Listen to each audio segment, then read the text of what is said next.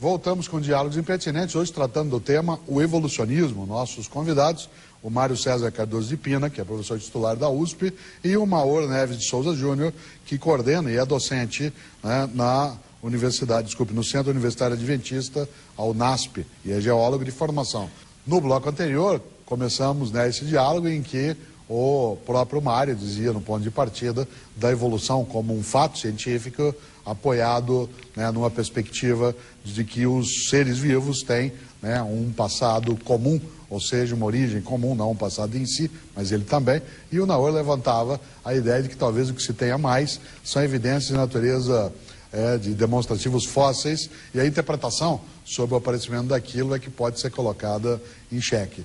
Nós fechamos o bloco e agora o Oscar retoma uma questão a partir exatamente dessa reflexão. Exatamente, porque o Naor citou a questão da explosão do período cambriano como uma dificuldade para se encaixar isso dentro da tese da evolução. Eu gostaria de ouvir a sua opinião, porque você, na primeira intervenção, disse que não via nenhuma possibilidade de abalo dessa teoria e essa menção, enfim, teria uma influência grande. O registro fóssil, ele sempre foi, desde o advento das teorias evolutivas, um forte argumento em favor da transmutação das espécies, ou seja, de descendência com modificação. Na época de Darwin, o registro fóssil era muito incompleto. Mas o que já havia era suficiente para que as pessoas pensassem que o registro fóssil deveria ser fonte importante de evidência para a evolução, caso ela fosse um fato.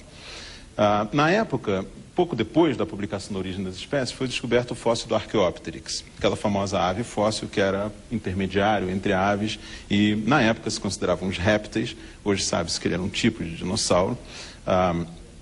E isso foi visto como uma coisa muito pertinente para a teoria da evolução na época, porque a ideia era de que você pode ter coisas muito diferentes hoje, mas que se você for voltando no passado, gradualmente, você vai vendo que elas vão ficando cada vez mais semelhantes.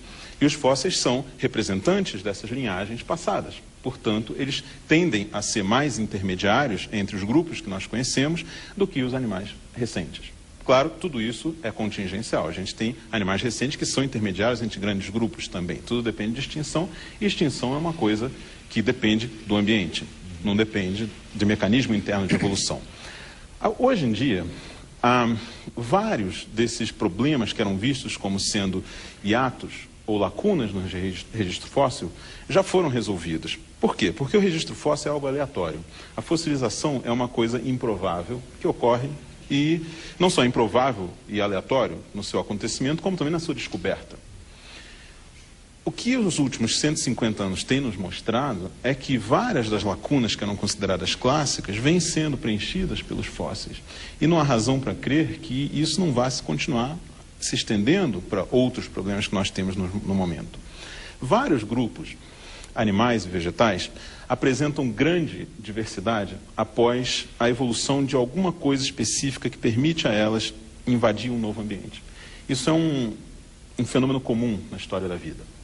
Determinado grupo desenvolve uma característica e essa característica, por exemplo, permite a ela invadir terra e ela se diversifica muito.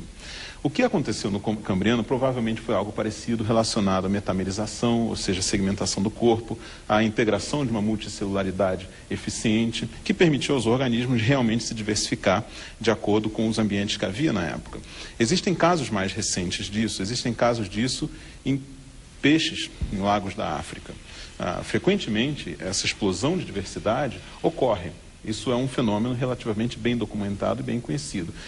Em várias épocas geológicas isso ocorreu. As extinções periódicas geralmente são portas abertas para um aumento de diversidade.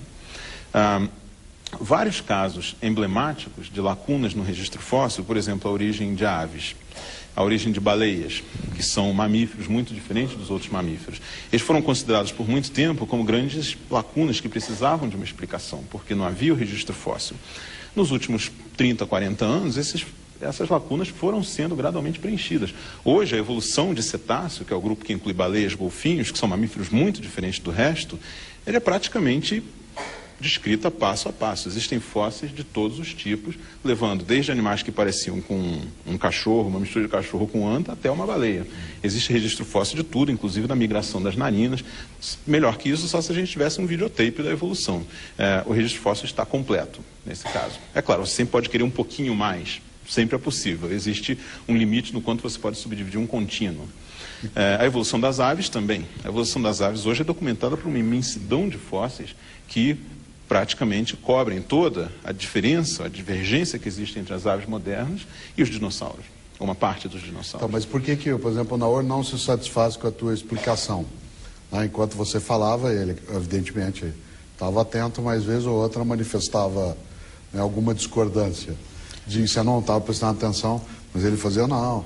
É como se não tivesse essa prova, não tivesse o preenchimento da lacuna. Né? Tendo em vista que o Naor é um cientista de formação, você acha que há divergência de ponto de vista dentro da ciência, ou é a tua perspectiva de fé que te leva a pensar assim? Não, vamos aos fatos. O registro fóssil é um fato. Agora, muitas vezes ele é utilizado, colocado, muitas ilustrações, colocando seres intermediários fictícios, que na verdade não existiram.